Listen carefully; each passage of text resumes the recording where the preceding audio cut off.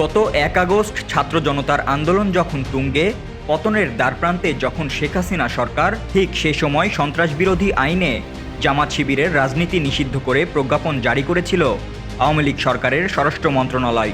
তবে আওয়ামী লীগ সরকারের পতনের পর জামাতে ইসলামী এবং তাদের ছাত্র সংগঠন ইসলামী ছাত্র শিবিরকে নিষিদ্ধ ঘোষণার ২৮ দিনের মাথায় সেই আদেশ প্রত্যাহার করে নিল অন্তর্বর্তীকালীন সরকার।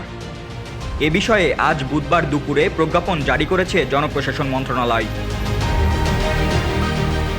স্বরাষ্ট্র মন্ত্রণালয়ের প্রজ্ঞাপনে বলা হয়, জামাতে ইসলামী ছাত্র শিবির বা এর কোনো অঙ্গ সংগঠনের বিরুদ্ধে সন্ত্রাস ও সহিংসতায় সম্পৃক্ততার সুনির্দিষ্ট কোনো তথ্য প্রমাণ সরকার পায়নি।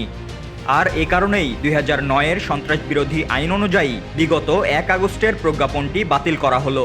এই সিদ্ধান্ত অবিলম্বে কার্যকর হবে বলেও জানানো হয়েছে প্রজ্ঞাপনে। আর সরকারের এই সিদ্ধান্তের ফলে রাষ্ট্রের চোখে জামাত শিবির এখন আর সন্ত্রাসী সংগঠন নয়। এ বিষয়ে দলটির আইনজীবী অ্যাডভোকেট মোহাম্মদ শিশির মনির বলেন, বাংলাদেশ জামাতে ইসলামী ও ইসলামী ছাত্র শিবিরের রাজনীতি নিষিদ্ধ করে স্বরাষ্ট্র মন্ত্রণালয় যে প্রজ্ঞাপন জারি করেছিল তা প্রত্যাহার করেছে সরকার। এখন নিবন্ধন ফিরে পেতে আইনি লড়াই শুরু করা হবে।